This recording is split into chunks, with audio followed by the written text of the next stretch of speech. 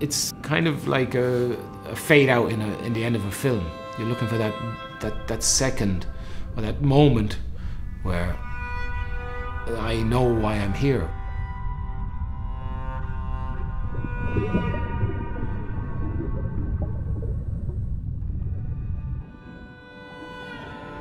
We haven't a clue what we're doing.